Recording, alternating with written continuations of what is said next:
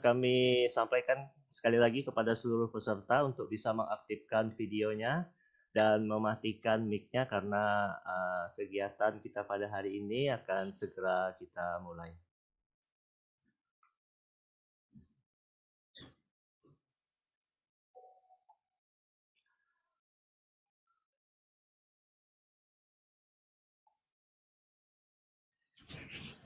Baik, bismillahirrahmanirrahim. Assalamualaikum warahmatullahi ta'ala wabarakatuh. Selamat pagi, salam sehat, salam sejahtera untuk kita semua. Yang terhormat Bapak Deputi Bidang Kebijakan Pengembangan Kompetensi Aparatur Sipil Negara LAN RI Jakarta, Bapak Dr. Muhammad Taufik DEA. Yang saya hormati Bapak Asisten Administrasi Umum Sekretariat Daerah Kabupaten Bulungan, Bapak Adi Irwansah Muhammad Sa'an SHMSI. Yang saya hormati Kepala BKPSDM Kabupaten Bulungan, Ibu Nurdiana Eskom. Dan yang saya hormati Bapak Ibu Kepala Organisasi Perangkat Daerah, para camat, sekretaris, dan pejabat administrator, serta subak perencanaan di lingkungan pemerintah Kabupaten Bulungan. Puji dan syukur selalu kita panjatkan kehadirat Allah Subhanahu wa Ta'ala yang telah memberikan kesehatan, taufik, dan hidayahnya, sehingga kita pada hari ini masih dapat bertemu kembali dalam acara tindak lanjut reformasi birokrasi berdampak Kabupaten Bulungan. Mengawali kegiatan kita pada hari ini, marilah kita dengarkan sambutan dari Bapak Asisten Bidang Administrasi Umum Sekretariat Daerah Kabupaten Bulungan. Kepada yang kami hormati Bapak Adi Irwansah Muhammad Sa'an SHMSI, kami persilahkan. Baik. Bismillahirrahmanirrahim. Assalamualaikum warahmatullahi wabarakatuh. Om Swastiastu, Namo Buddhaya, salam kebajikan, salam sejahtera untuk kita semua. Yang saya hormati dan saya banggakan, narasumber pejabat dari Lembaga Administrasi Negara Republik Indonesia, para kepala organisasi perangkat daerah, dan pejabat administrator di lingkungan pemerintah Kabupaten Bulungan, hadirin dan undangan yang berbahagia. Alhamdulillah, puji dan syukur senantiasa kita panjatkan kehadirat Allah Subhanahu wa Ta'ala, Tuhan yang Maha Esa, atas rahmat dan karunia-Nya sehingga kita dapat bertemu pada kegiatan workshop pendampingan reformasi birokrasi berdampak di lingkungan pemerintah Kabupaten Bulungan tahun 2023 pada hari ini dalam keadaan sehat walafiat dengan tetap semangat guna menggapai Bulungan bisa. Saya atas nama pribadi dan pemerintah Kabupaten Bulungan dengan ini menyampaikan terima kasih dan apresiasi yang sebesar-besarnya serta dukungan yang positif atas dilaksanakan kegiatan ini sebagai salah satu sarana kepada kita untuk memanfaatkan komitmen dalam rangka meningkatkan pelaksanaan birokrasi reformasi khususnya di Kabupaten Bulungan. Sesuai arahan Presiden terkait perubahan reformasi birokrasi, bahwa pada perubahan tersebut adalah bagaimana menciptakan birokrasi yang berdampak, di mana birokrasi bukan lagi sekedar tumpukan kertas, namun birokrasi harus mampu bergerak lincah dan cepat. Untuk menjamin kualitas pelayanan publik, salah satu upaya yang dilakukan ialah melalui pelaksanaan evaluasi kinerja penyelenggaraan pelayanan publik. Dan dari hasil evaluasi, maka dapat diketahui titik-titik lemah yang selanjutnya ditindaklanjuti dengan perbaikan kualitas layanan. Seperti diketahui pula, cakupan pelaksanaan evaluasi kinerja penyelenggaraan pelayanan publik tahun 2023 ini diperluas, di mana evaluasi dilakukan pada 3 ruang lingkup pelayanan publik, yakni pelayanan barang, pelayanan jasa, dan pelayanan administratif.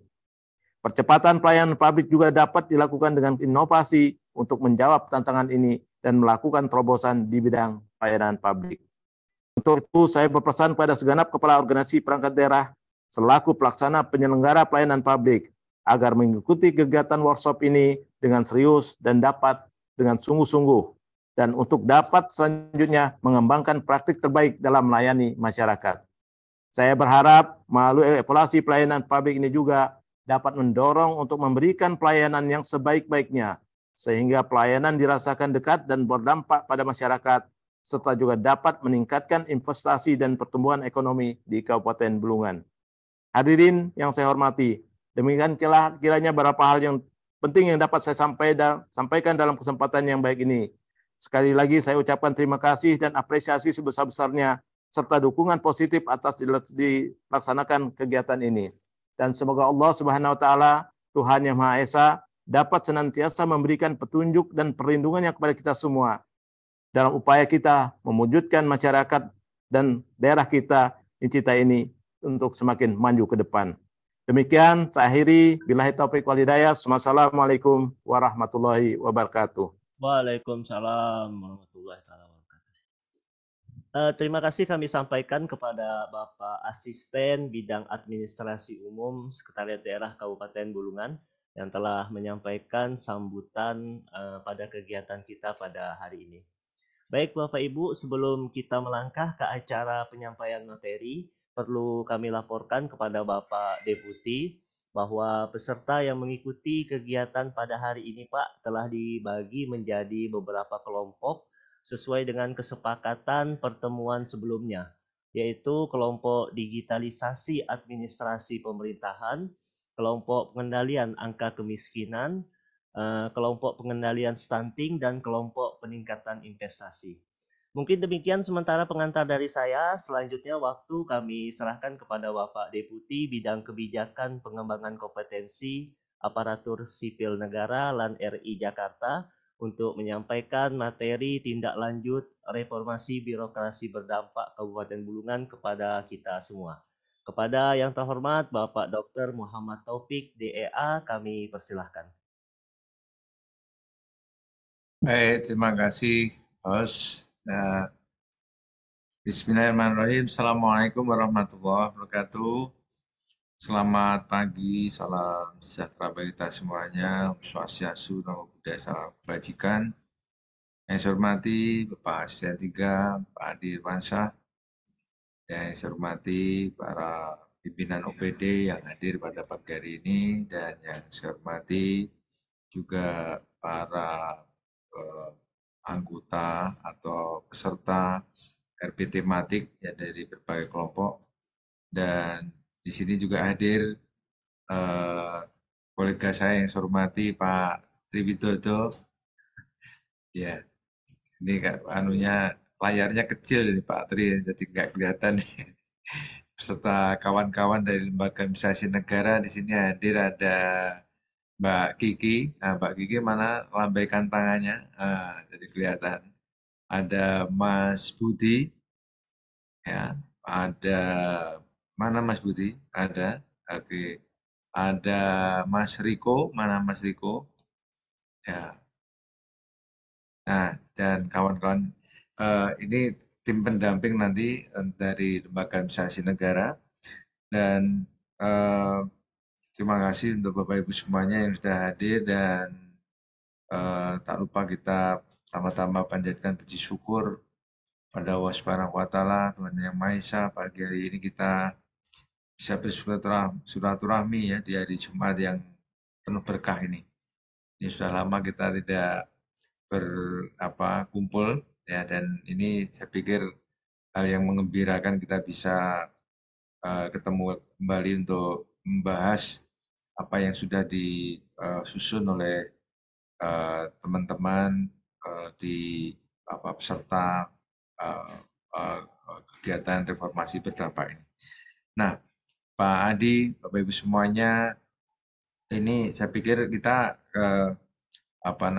mungkin tidak paparan, tetapi mungkin kalau diperkenankan kita akan mendengarkan terlebih dahulu apa yang sudah disampaikan atau yang sudah disusun oleh Bapak Ibu semuanya ya terkait dengan tindak lanjut kegiatan yang dahulu. Yang pertama kita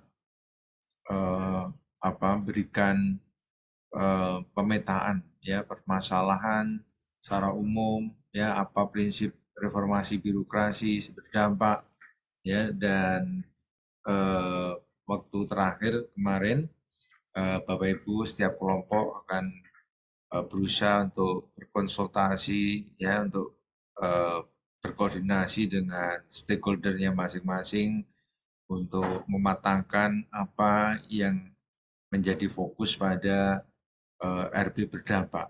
Ya, bidang-bidang yang sudah disepakati ada digitalisasi, ada kelompok kemiskinan, kemudian ada investasi dan stunting. Ada empat kelompok kemarin. Nah, kita harapkan mungkin karena sudah lama, cukup lama, mungkin sudah sudah disusun draft atau konsep awal dari tindak lanjut pertemuan yang pertama. Mungkin kita akan pertama mendengarkan terlebih dahulu tiap kelompok terlebih dahulu apa yang sudah dilakukan, baru kemudian kita akan mencoba membahas, saya dan Pak Tri dan kawan-kawan nanti akan coba membahas seperti itu. Mungkin dari saya itu ya. Pak Tri ada yang ditambahkan, silakan Pak Tri. Matur nuwun Mas Taufik. Bismillahirrahmanirrahim. Assalamualaikum warahmatullahi wabarakatuh. Waalaikumsalam. Selamat pagi dan salam sejahtera untuk kita semuanya. Bapak Asisten yang saya hormati, para pimpinan, OPD, dan juga para peserta workshop yang kami hormati, kawan-kawan dari LAN, Mas Taufik, Mas Budi, Mas Riko. Alhamdulillah kita bisa ketemu lagi meskipun secara daring, Bapak Ibu sekalian. Dengan daring ini kita malah bisa memberikan fasilitasi yang lebih mudah, lebih cepat, dan frekuensinya bisa lebih banyak. Artinya mungkin pertemuan hari ini bukan pertemuan terakhir, tetapi kita akan bisa memberikan feedback pada pertemuan-pertemuan berikutnya. Intinya Bapak Ibu sekalian, karena ini kita ingin mendorong ada sebuah dampak dari reformasi yang kita lakukan, maka kita tidak berhenti sebelum mampu menghasilkan dampak yang lebih baik itu.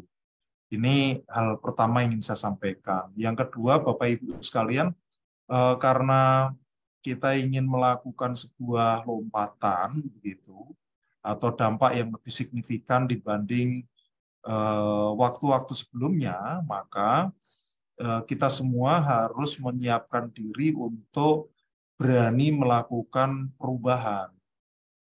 Kita sadar bahwa urusan kemiskinan, stunting, investasi, digitalisasi, ini adalah urusan-urusan yang sebenarnya sudah kita lakukan sejak lama.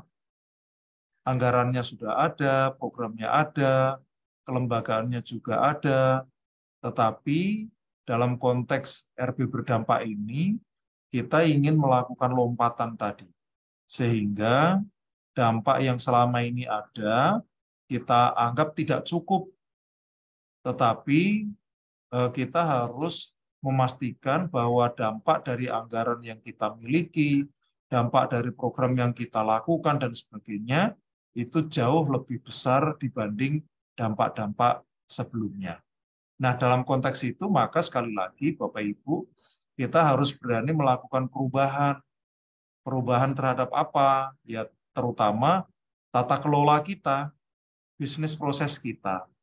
Tata kelola dalam pengentasan kemiskinan selama ini sudah ada, itulah yang akan kita coba pertajam. Bisnis proses kita dalam penanganan stunting, itu juga sudah kita lakukan, itu pula yang akan kita pertajam. Karena meminjam dari perkataan siapa itu, kok tiba-tiba lupa, ahli fisika dari Amerika yang rambutnya acak-acakan itu loh Bapak Ibu sekalian. Beliau, siapa Mbak Kiki? Einstein ya. Nah, Einstein mengatakan, if you always do what you always did, itu, kalau Anda selalu melakukan apa yang selama ini Anda lakukan, maka you will always get what you always got. Maka Anda akan mendapatkan sesuatu yang selama ini Anda lakukan. Oleh karena itu, Einstein juga mengatakan lagi, insanity is doing the same thing over and over again. Ketidakwarasan itu adalah melakukan sesuatu yang berulang-ulang but expecting different result. Tetapi berharap hasilnya akan berubah. Nah, dengan kata lain, Bapak Ibu, ketika kita ingin melakukan hasil yang lebih baik, hasil yang lebih besar, maka kita harus mengubah cara kerja kita. Itu kata Einstein, Bapak Ibu sekalian. Nah, Bapak Ibu sekalian, bagaimana kita bisa melakukan perubahan terhadap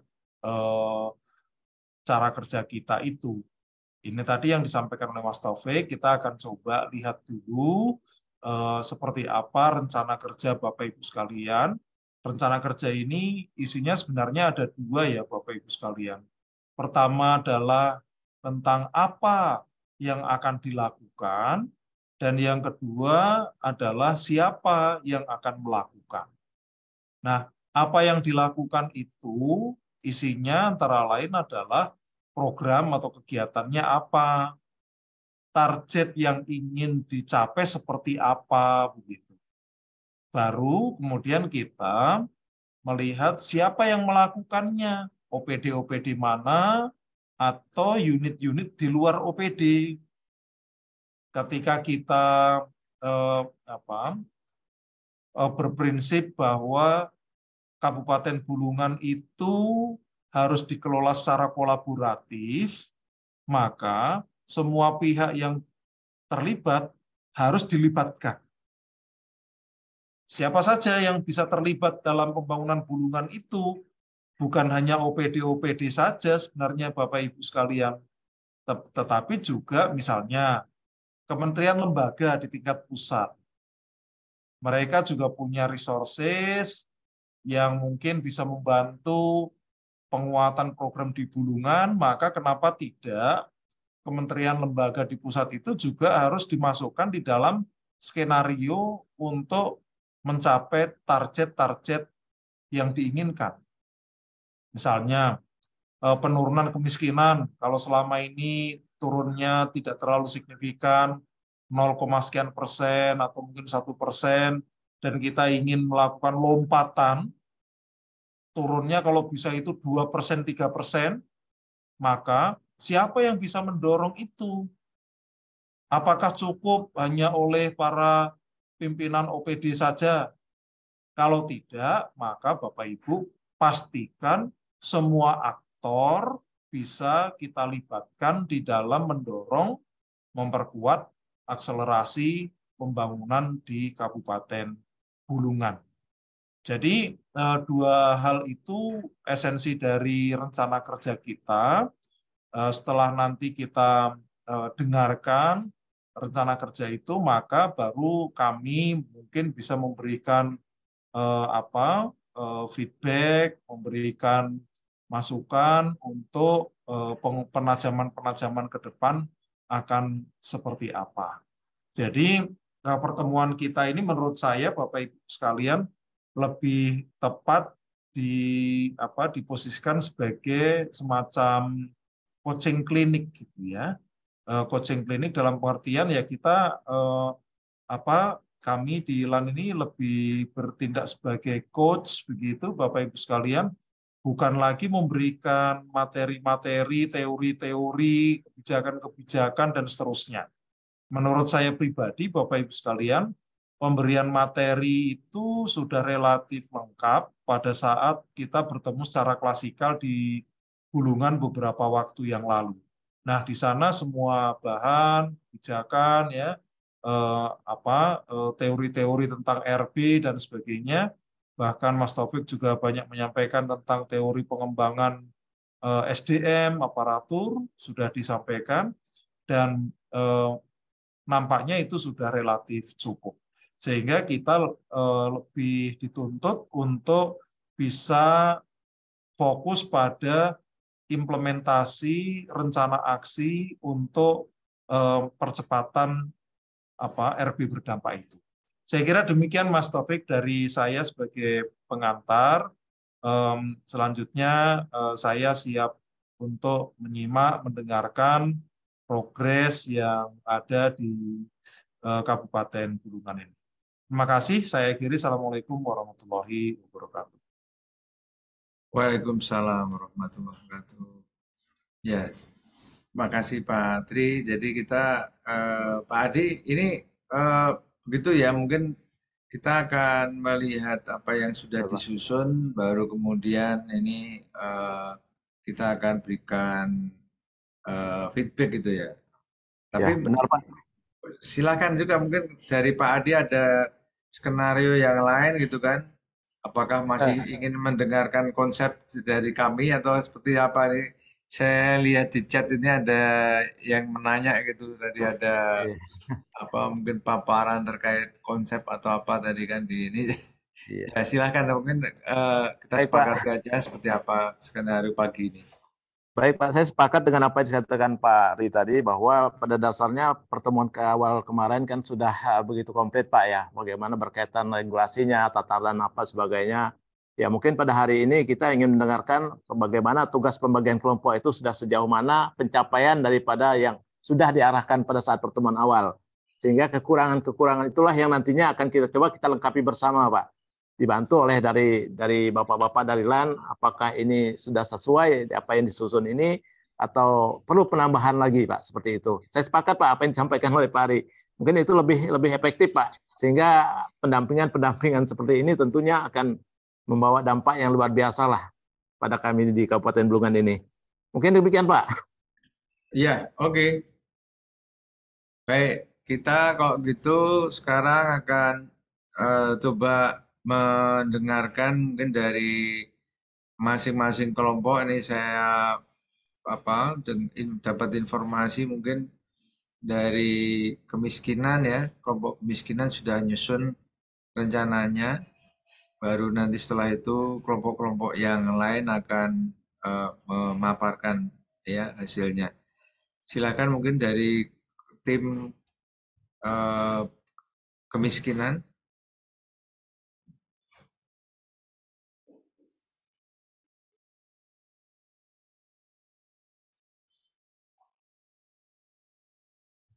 Oke, silakan.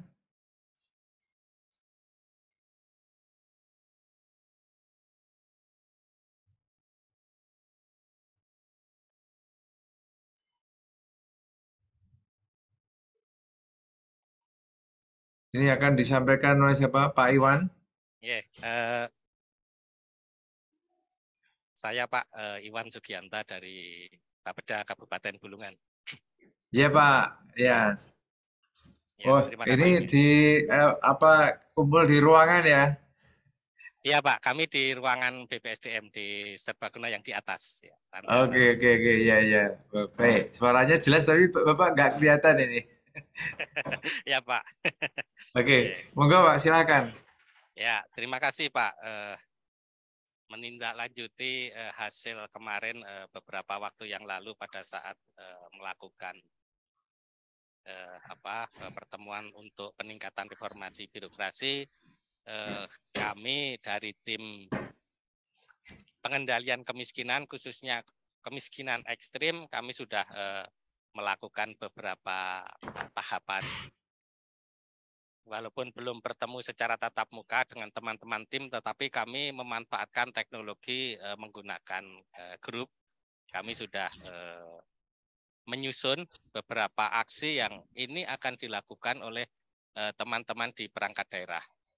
Nah, tadi disampaikan oleh Pak Tri pelibatan terhadap sektor lainnya selain dinas. Tentu ini menjadi sangat menarik, Pak. Kami di dalam metrik yang kami susun, ini kami masih melakukan kegiatan khusus untuk sumber dana dari APBD. Nah, apa yang disampaikan Pak Tri tadi ini tentu menjadi tambahan bagi kita semua untuk menyusun rencana aksinya. Pelibatan dari dari pentahelik ini tentu menjadi akan lebih lengkap lagi. Pelibatan sektor swasta, kemudian akademisi, kemudian media, ini juga akan menjadikan penambahan terhadap materi yang akan lebih menarik. Sehingga pengentasan kemiskinan ekstrim ini bisa menjadi lebih cepat dan tentu menjadi lebih terorganisir. Kami mencoba Pak, kami sampaikan beberapa paparan terkait dengan strategi yang akan dilakukan oleh pemerintah Kabupaten Bulungan dalam penurunan angka kemiskinan di Kabupaten Bulungan. Yang pertama, kalau kita melihat dari visi Kabupaten Bulungan, berdaulat pangan, maju dan sejahtera, ada konsep bahwa maju sejahtera. Tentu ini adalah secara langsung merupakan pengentasan kemiskinan tujuan utamanya. Karena menjadi kewajiban setiap pemerintah harus mewujudkan untuk masyarakat yang sejahtera. Nah, 5 misi yang akan dilakukan oleh Kabupaten Bulungan, kedaulatan pangan, kemudian SDM yang berdaya saing. Hari ini kita sebenarnya konsep tersebut juga dilakukan. Membentuk sumber daya manusia yang memiliki daya saing pengetahuan yang lebih komprehensif. Kemudian infrastruktur yang mantap, tentu ini juga berkaitan dengan angka kemiskinan. Bagaimana fasilitasi terhadap masyarakat, terutama di sektor-sektor ekonomi, ini dapat untuk menurunkan angka kemiskinan, termasuk tentunya adalah infrastruktur kebutuhan dasar. Kemudian di kesejahteraan rakyat, beberapa perangkat daerah juga diarahkan, terutama sekali untuk mencapai kesejahteraan masyarakat. Kemudian tata kelola pemerintahan dan inovasi keuangan. Secara garis besar, 5 visi ini sebenarnya sudah berkaitan sekali dengan apa yang dilakukan di dalam kegiatan kita hari ini untuk peningkatan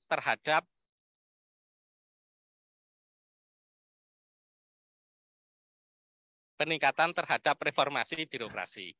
Nah, sebagai contoh, dari RB tematik pengentasan kemiskinan, dari 5 misi tersebut sudah masuk. Kemudian investasi, diantaranya juga tentu ada terkait dengan investasi.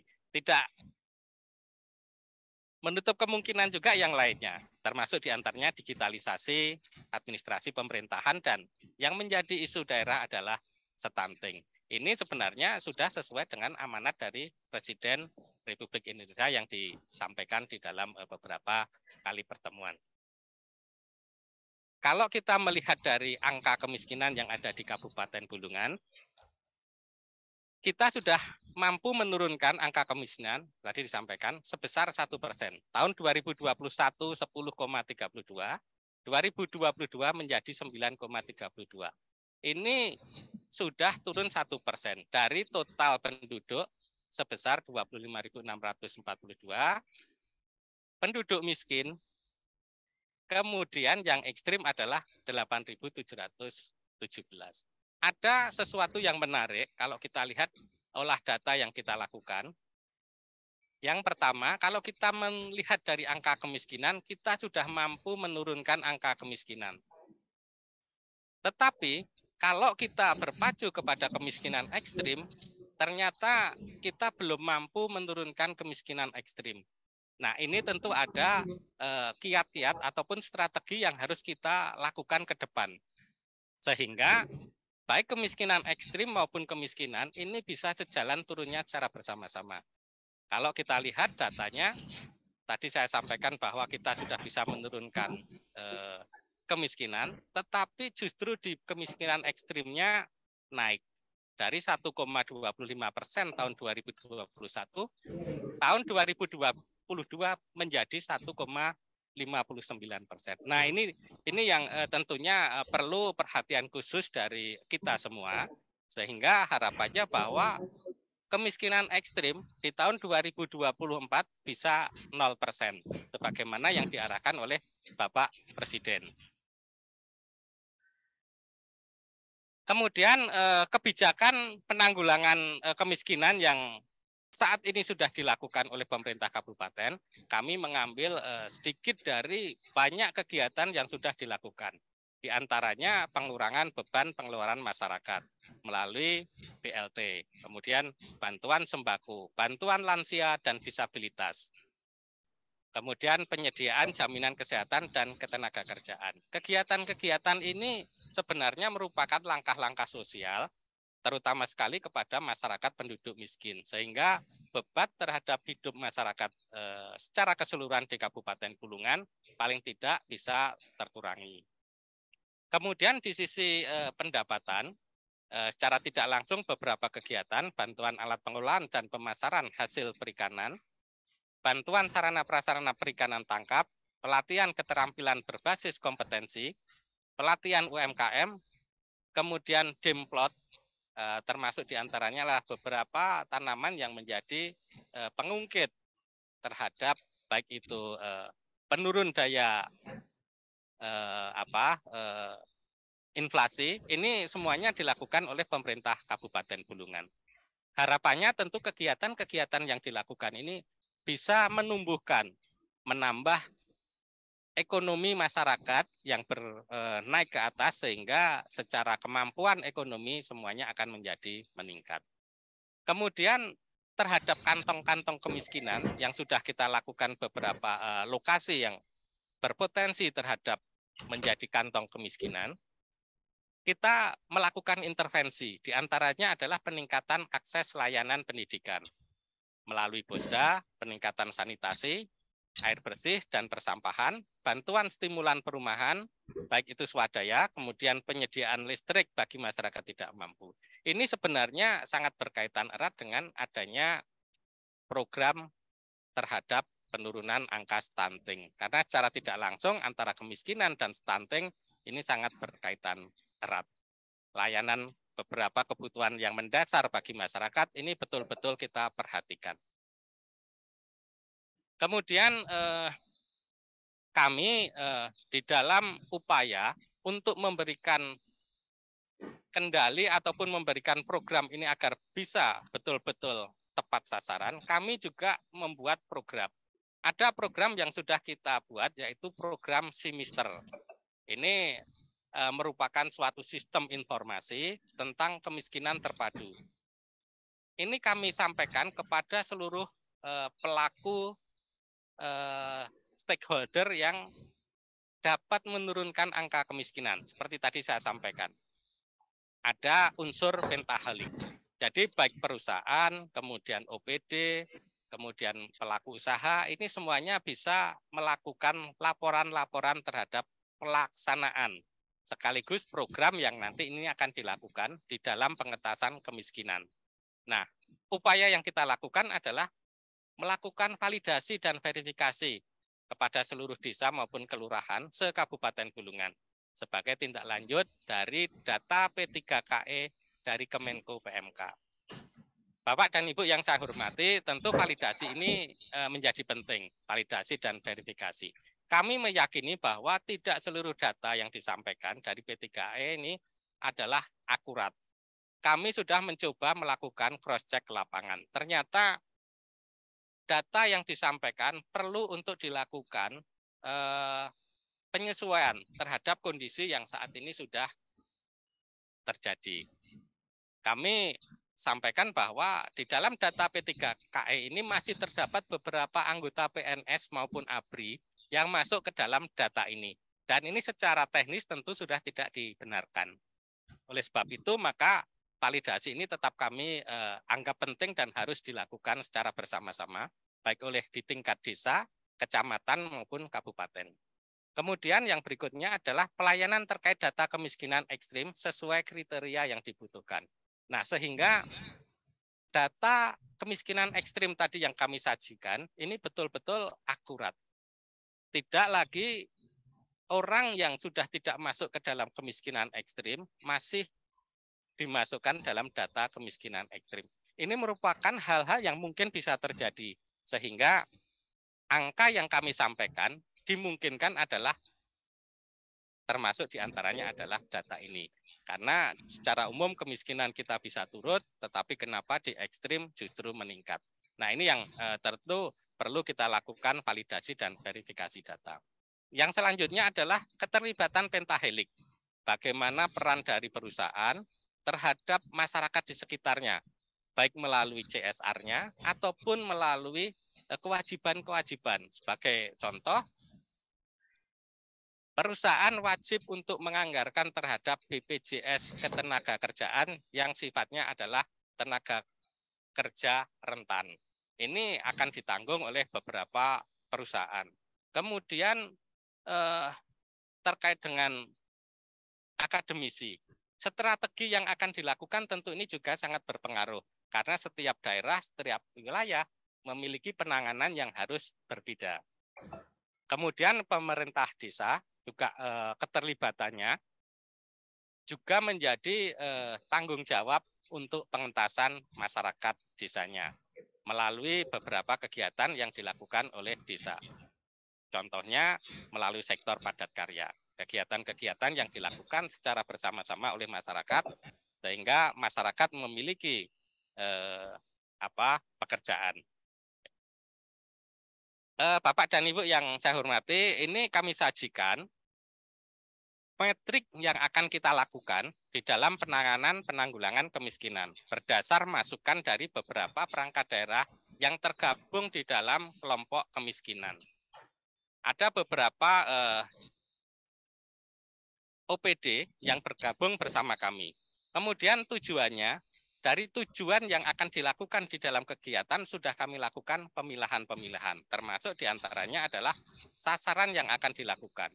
Digambarkan bagaimana peran perangkat daerah tersebut sekaligus terhadap penganggarannya. Pola penganggarannya secara bertahap berdasar target-target yang sudah ditetapkan. Sebagai contoh, program penanggulangan bencana, kegiatan penyelamatan dan evakuasi korban bencana. Bencana tentu saja banyak, Pak, bukan hanya di bencana alam, tetapi kebakaran, kemudian hal-hal lainnya yang bencana sosial, ini juga termasuk di dalam perencanaan penanganan. Nah, bagaimana strategi yang dilakukan oleh dinasnya yang tergabung di dalam perangkat yang bergerak di kegiatan sosial. Di situ ada BPBD, kemudian dinas sosial. Misalnya untuk kegiatan respon bencana darurat, bencana di kabupaten, berapa yang akan dilakukan, personilnya yang siap untuk menjadi tanggap bencana.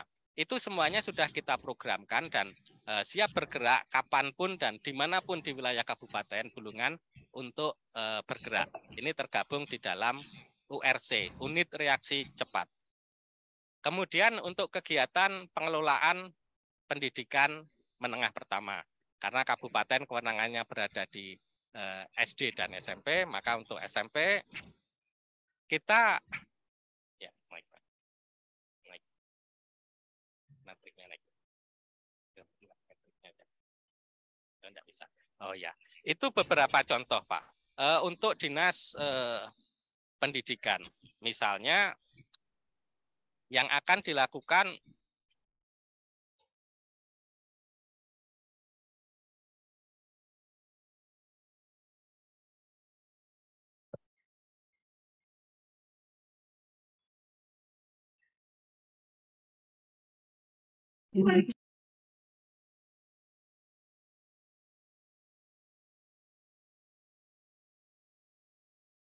sebentar, Pak, kami siapkan metriknya.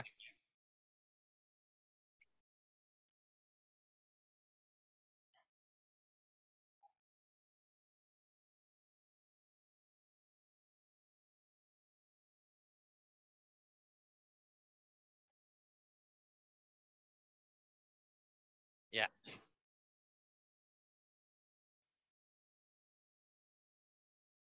Sebagai contoh untuk kegiatan yang lainnya, seperti untuk pendidikan yang di sekolah dasar, tersedianya pembangunan prasarana dan sarana. Tentu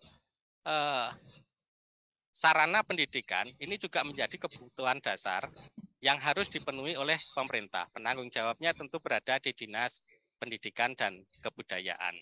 Kemudian di sektor pendidikan menengah pertama, sama, Pak, beberapa kegiatan kita juga melakukan kegiatan-kegiatan tersebut terinci dengan anggaran yang akan dialokasikan per tahapan pada tahunan. Kemudian untuk perangkat daerah yang lain seperti dinas koperasi usaha kecil dan menengah, perindustrian dan perdagangan. Program yang dilakukan adalah stabilisasi terhadap harga barang kebutuhan pokok. Operasi pasar yang dilakukan, ada potensi terjadi ketimpangan harga, maka pemerintah daerah melalui Dinas Perindakop akan melakukan beberapa kegiatan. Operasi pasar, pasar murah, ini merupakan kegiatan-kegiatan dalam rangka mempertahankan daya beli terhadap masyarakat sekaligus kestabilan harga. Kemudian untuk kegiatan UMKM-nya, bagaimana usaha kecil masyarakat yang mikro maupun yang menengah bisa tumbuh menjadi usaha yang berada di wilayah Kabupaten Bulungan lebih maju. Pembinaan, pendampingan ini juga dilakukan.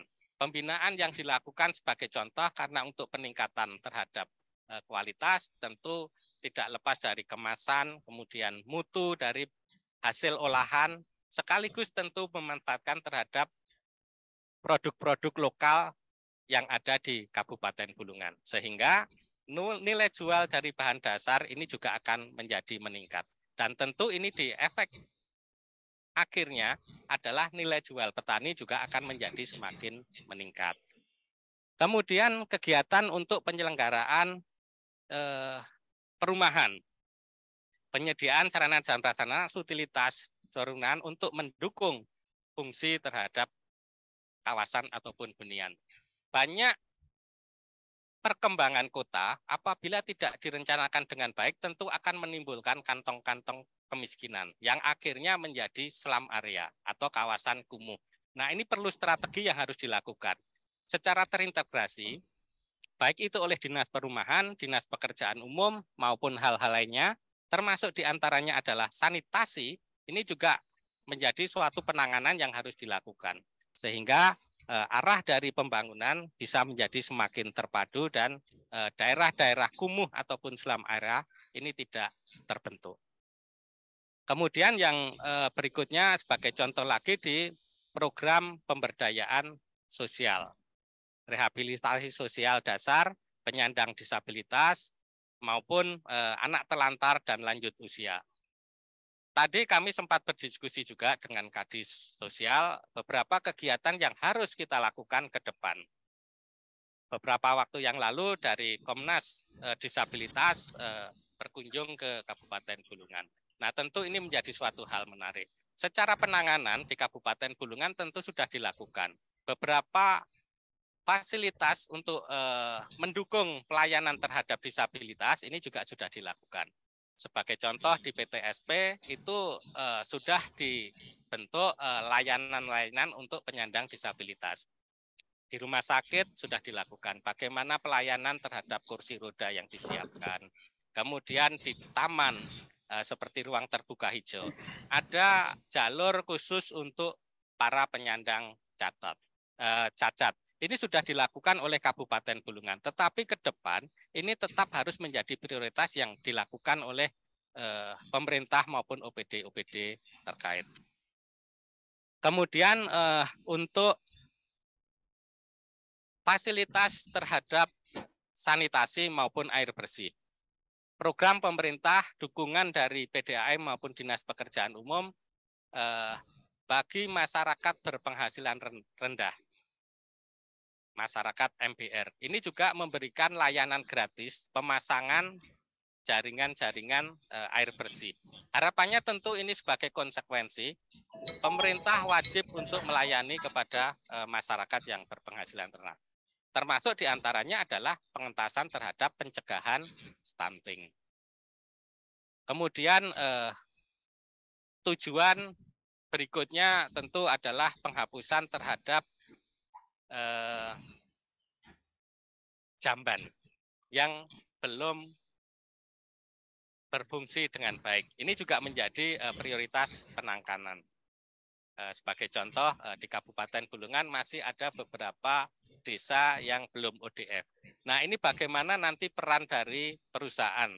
Wajib untuk mengentaskan pada sekitar kawasan perusahaannya agar semuanya bisa ODF. Ini juga menjadi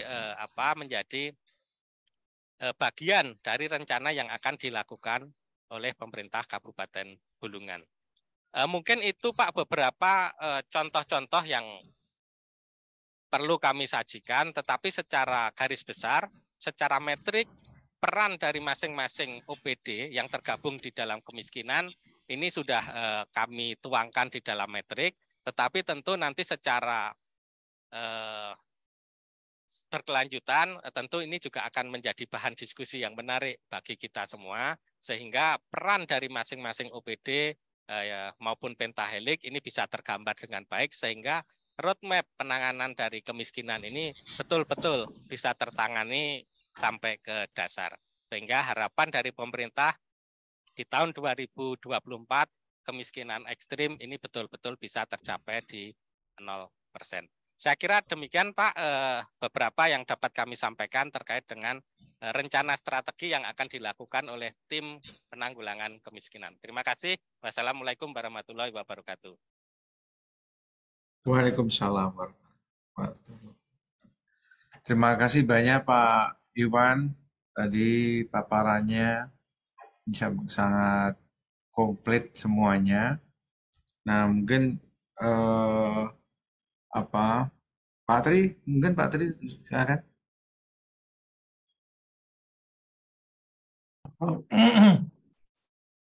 Teman-teman dulu mungkin Mas Taufik kalau mau langsung satu persatu, misalnya kemiskinan kita tuntaskan dulu atau mau kita kita dengar dulu paparan yang lain. Tapi kalau mau satu-satu mungkin Mas Budi, Mas Riko atau Mbak Kiki bisa memberi tanggapan dulu, masukan sebelum saya dan Mas Taufik. Silakan. Mas Riko, Mas Budi ini para peneliti, para analis kebijakan Pak Adi. Jadi memang tugasnya mencari solusi gitu ya. Kalau Mbak Kiki nyari masalah dia. Silakan kawan-kawan. Baik Pak Taufik, terima kasih. Bapak Asisten, Bapak Ibu yang kami hormatin.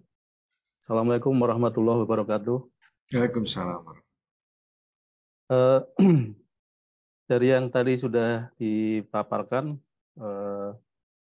mohon maaf Bapak Kepala Bapedang ya tadi, yang kaitannya dengan tema kemiskinan tadi. Jadi memang benar bahwa target dari Inpres yang sudah disampaikan juga tadi bahwa di 2024 itu kan target kemiskinan ekstrim itu adalah 0%. Tadi disampaikan bahwa yang ada sekarang 1,5 Pak ya, kalau nggak salah tadi. 1,5%.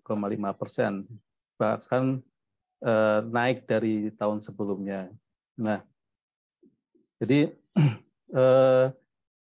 memang kalau bisa diasumsikan bahwa kegiatan RB tematik ini mungkin bisa fokus ke yang mengangkat yang 1,5% tadi untuk menjadi mungkin tidak miskin ekstrim ya. Jadi mungkin ini kaitannya dengan penetapan target Bapak Ibu bahwa kalau tadi yang disampaikan di rencana aksi tadi kan mungkin saya melihat masih bersifat umum ya, dan saya pikir itu kayak rutin dilakukan karena tadi disampaikan ada di target kinerja itu dari 2023 sampai 2026.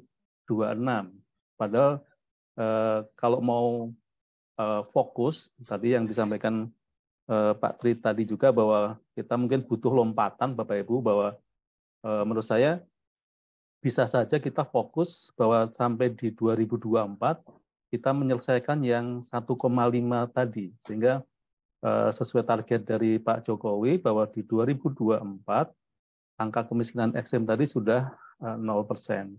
Nah, dengan demikian mungkin kita bisa melakukan review terhadap berbagai program dan kegiatan tadi yang sudah disampaikan. Apakah program-program tadi itu memang sudah benar-benar tentu nanti dengan disepakati terlebih dahulu Bapak Ibu, bahwa target kita misalnya untuk di kelompok ini, di tema kemiskinan itu, bahwa misalnya targetnya di 2024 di Bulungan tingkat kemiskinan ekstrem sudah 0%, sehingga seluruh fokus kegiatan bisa diarahkan ke sana. Walaupun memang benar bahwa kegiatan ataupun program yang sudah jalan ataupun sedang berjalan, bisa saja itu tetap berjalan. Tapi kita butuh sesuatu yang kita perlu fokus bersama bagaimana menuntaskan, mengangkat yang 1,5% tadi. Jadi demikian nanti dengan demikian bahwa program-program tadi dari berbagai OPD tadi ataupun pentahelix bisa diarahkan lebih ke sana. Dan mungkin kita perlu sepakati bersama bahwa karena di definisi sebenarnya sudah jelas juga apa itu kemiskinan ekstrem dengan beberapa indikatornya, sehingga sebenarnya tadi saya sepakat bahwa data tadi Pak itu sangat penting untuk dilakukan validasi, karena kalau perlu kan kita punya data itu by name, by address orang-orang yang masuk dalam kategori miskin ekstrem tadi. Saya yakin ada datanya, kemudian dari situ kita bisa petakan mengapa mereka itu masuk dalam kemiskinan ekstrem tadi dan treatment apa yang mereka butuhkan agar mereka bisa naik kelas tadi, biar kalau bisa lepas dari kemiskinan atau yang minimal tidak ada dalam kategori yang miskin ekstrem tadi. Jadi poin yang ingin saya sampaikan Bapak Ibu bahwa yang pertama kita harus sepakat dulu target yang akan dicapai minimal sampai di 2024 tadi. Kalau itu sudah kita sepakati targetnya, sehingga kita bisa melakukan review terhadap berbagai program yang ada tadi. Apakah ada yang tetap berlanjut, perlu digabung misalnya, atau mungkin kita perlu membuat program yang baru. Tentu dengan menyesuaikan target dari bagaimana kita mengangkat kelompok masyarakat tadi.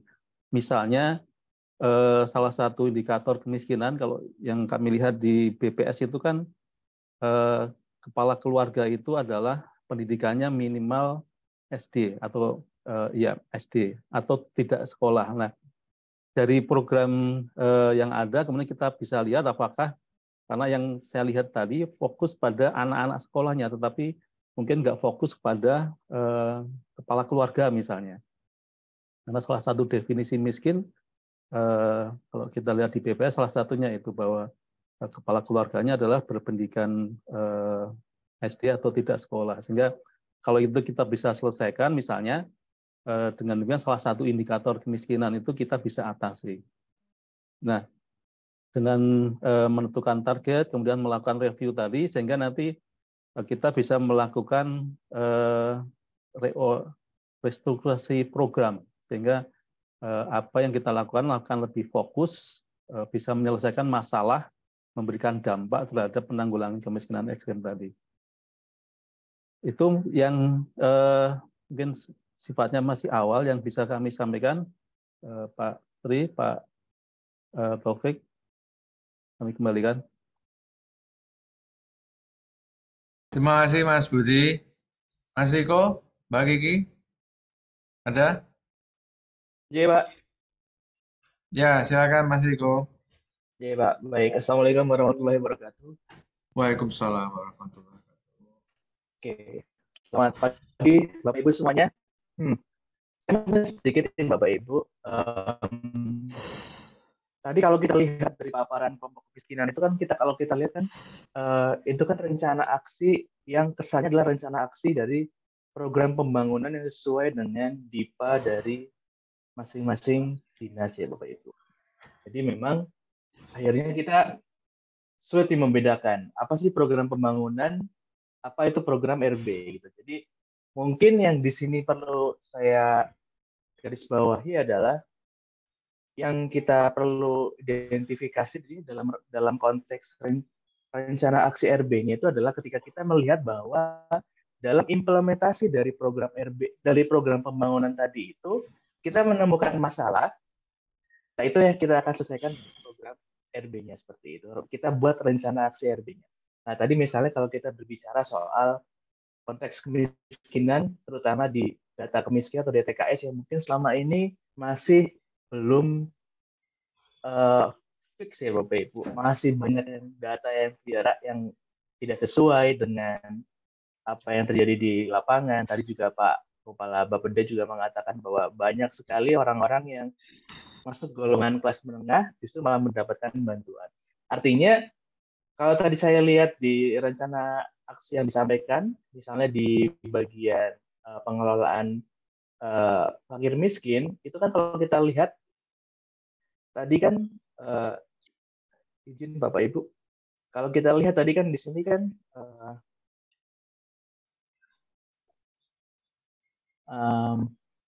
misalnya data.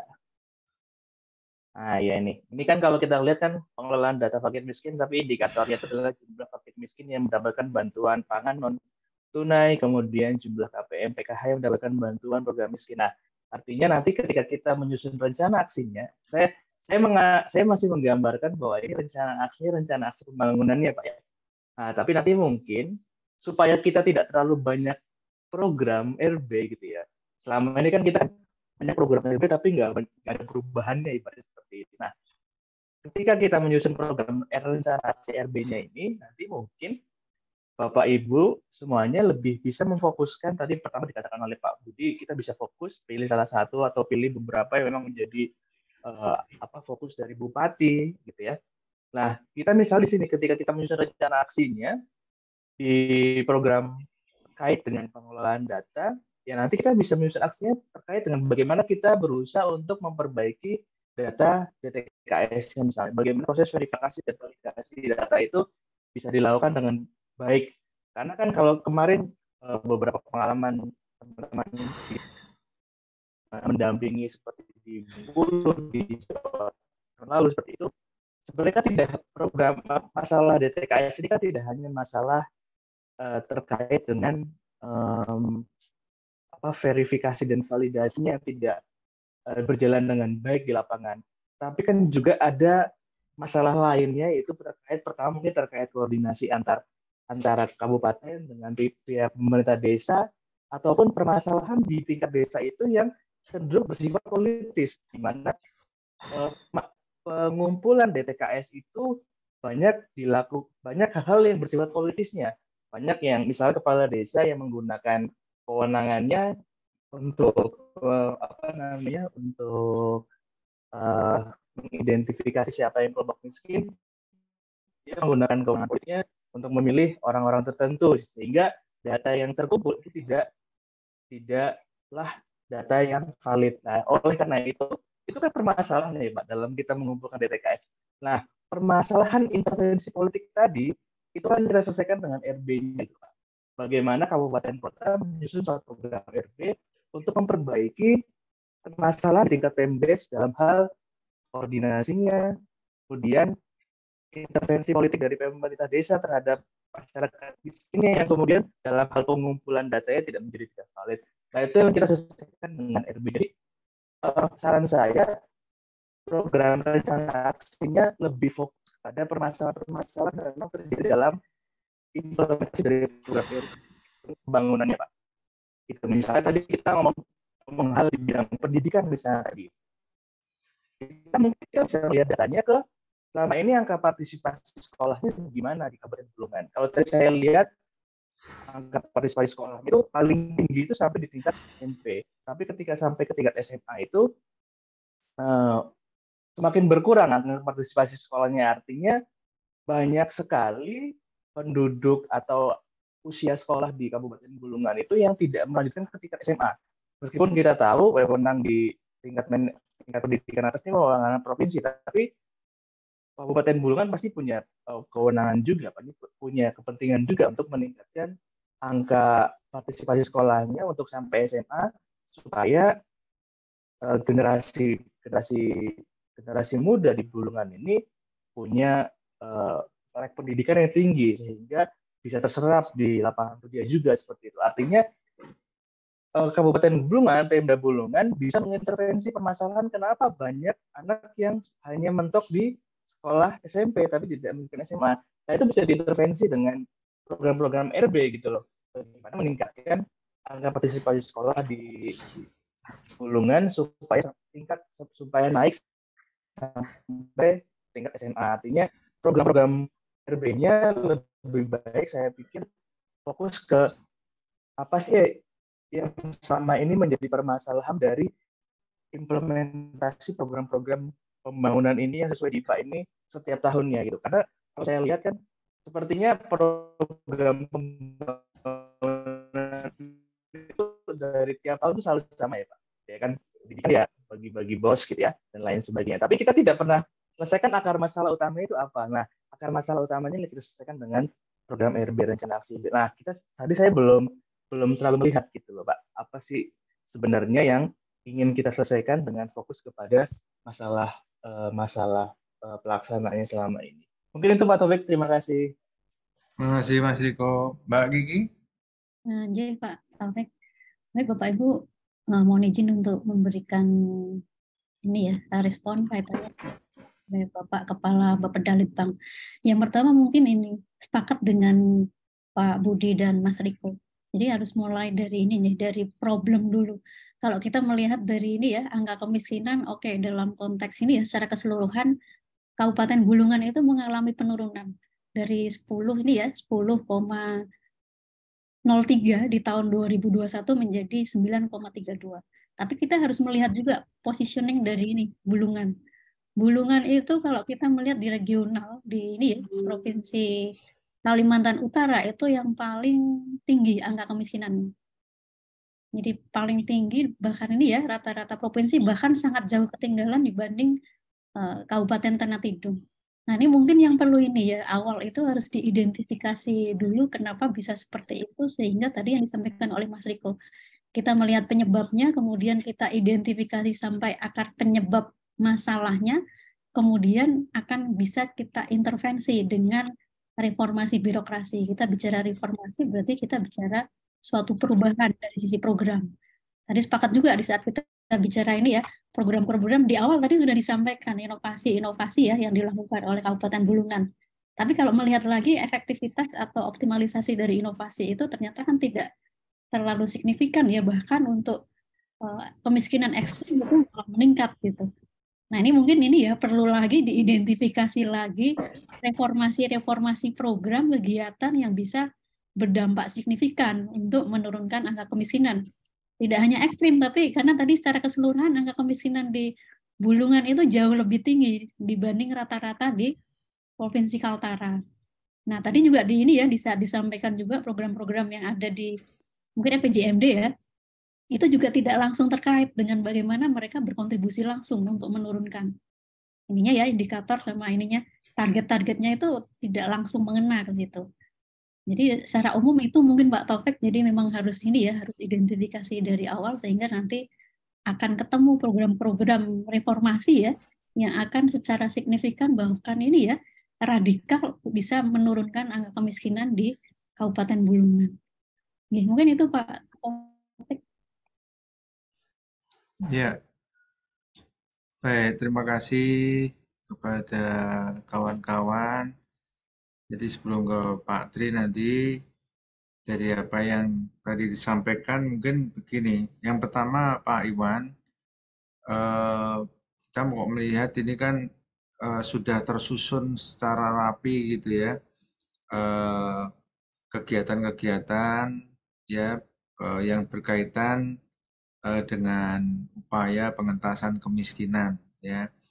Jadi pertama dari klasternya ya, klaster ada 3 tadi ya. Jadi yang pertama pengurangan beban ya pada masyarakat, kemudian ada peningkatan pendapatan dan adanya apa tadi yang ketiga tadi yaitu yang ketiga tadi apa Pak yang penurunan jumlah tadi apa Pak tadi ini kantong kemiskinan kantong kemiskinan, ya, penurunan jumlah kantong kemiskinan. Nah, ini yang pertama kali mungkin perlu kita lihat, ya kan, apa yang sudah dilakukan dan apa yang problemnya. Ya, ini kan bukan yang tahun pertama untuk melakukan ini, kalau nggak salah ya. Nah, jadi akan kita lihat dulu pertama tadi apa yang perlu kita perbaiki gitu kan ya, hasilnya seperti apa tadi yang sudah dilakukan. Jadi ada identifikasi problem tadi yang untuk tiga jenis kegiatan, tiga jenis kebijakan penanggulangan kemiskinan di Kabupaten Bulungan 2023 tadi ya. Nah, itu yang pertama. Yang kedua ya, tadi dari list kegiatan tadi ya yang sudah diidentifikasi dengan berbagai tadi anggaran yang sudah disiapkan, ini mungkin perlu akan dilihat terlebih dahulu apa hubungannya dengan penurunan tadi indikator kemiskinan. Nah, ini yang kita sepakati, indikator yang mau kita pakai, indikator yang dipakai BPS ya. Ya Pak Iwan ya. 14 ada 14 indikator ini.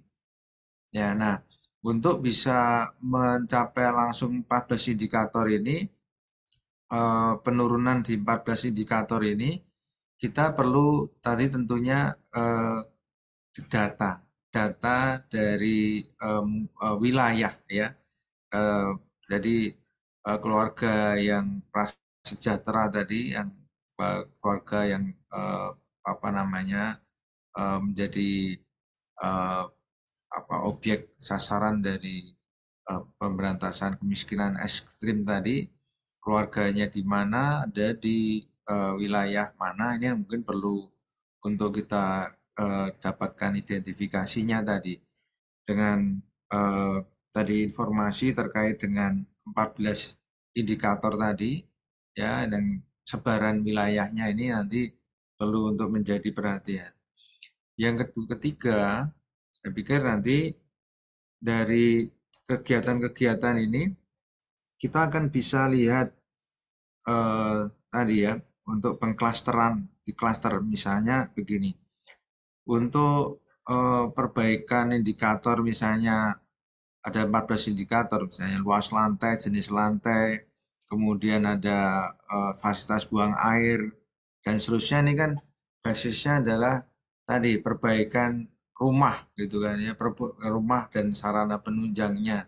Nah, kalau akan kita lihat di mana program-program ini yang bisa menjawab tadi indikator kemiskinan terkait dengan tadi ya, perbaikan akses buang air, kemudian jenis lantai dan seterusnya. Kemudian yang lainnya misalnya terkait dengan pendidikan.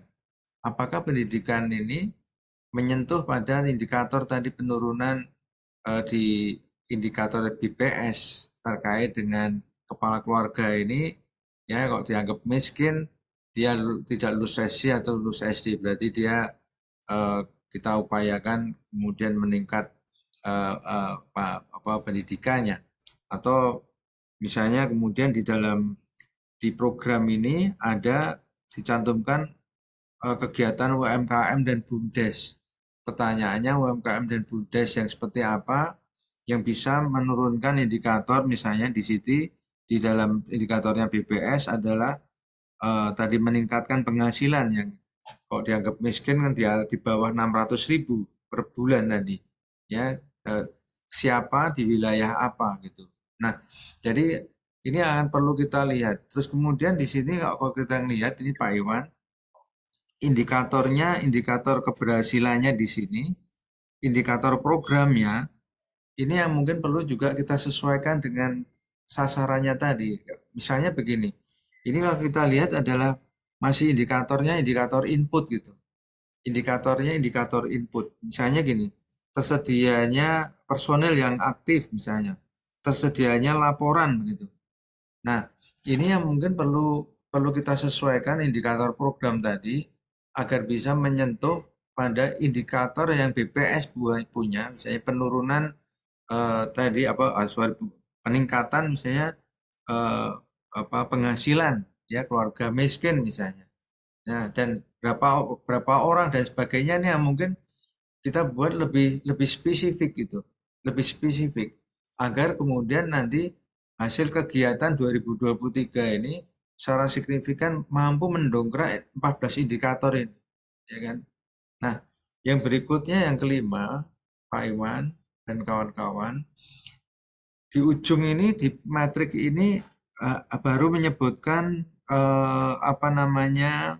perangkat daerah penanggung jawabnya. Nah, di sini yang pentingnya tadi yang Pak Iwan beberapa kali menyampaikan kolaborasi pentahelik dan seterusnya. Sebenarnya program-program yang menyentuh 14 indikator BPS ini, ya programnya apa, stakeholdernya siapa saja gitu, yang akan dilibatkan tadi. Nah, ini kan kita baru bicara dari anggaran belanja pemerintah daerah PBD. Nah, ini nanti tentunya perlu tadi komitmen-komitmen dari stakeholder, ya. Kita bicara tentang misalnya, oke, saya yakin ini tidak hanya misalnya untuk pendidikan misalnya, tidak hanya programnya Dinas Pendidikan, tetapi juga mungkin dari ada BUMD, ada dari NGO yang mungkin punya program serupa, yang ini nanti bisa kita buat ya mungkin di luar yang APBD ini sebagai catatan kita bagaimana komitmen atau bagaimana kita bisa memobilisir. Jadi di sini Pak Iwan di paparannya sudah menyebutkan ada CSR dan seterusnya yang sebenarnya ini juga merupakan potensi yang kemudian perlu kita petakan. Ya, kegiatannya apa, stakeholdernya yang bisa kita libatkan siapa saja, dan ini yang siapa saja tadi yang mungkin yang perlu kita kelola tadi resources-nya untuk menyelesaikan tadi mendongkrak indikator 14 indikator BPS tadi. Ya, nah jadi itu mungkin poin-poin besarannya dulu ya. Kita akan nanti intinya nanti kita akan perlu sisir kembali ya kan dari kegiatan ini. Kita akan refocusing istilahnya, kita pertajam lagi ya untuk bisa kemudian fokus pada mendongkrak 14 indikator yang BPS tadi. Mungkin itu Pak Iwan mungkin ada saran lain lagi mungkin sebelum Pak Tri, silahkan. Ya, terima kasih. Sepakat Pak. Mungkin nanti ini dalam metrik akan kami lakukan penyesuaian. Yang pertama tadi penyelesaian terhadap core masalah, Pak. Mungkin tadi yang disampaikan Bapak terkait dengan 14 indikator yang disampaikan di dalam BPJS, tentu ini juga perlu penyesuaian di daerah kami, Pak. Karena kalau berdasar indikator-indikator itu ada beberapa yang tentu menjadi tidak masuk, Pak, di baik. Ya, Nah, tentu ini nanti perlu untuk kami kaji ulang terkait dengan indikator-indikator disesuaikan dengan daerah lokal. Nah, kemudian termasuk peran dari pentahelik ini tadi, Pak. Beberapa NGO sebenarnya banyak, Pak, mengadakan semacam peningkatan kapasitas, capacity building ya kepada masyarakat pedesaan, termasuk diantaranya kepada anak-anak usia sekolah. Ini melakukan pendampingan, ini sebenarnya sudah dilakukan, Pak. Memang belum kami masukkan di dalam metrik.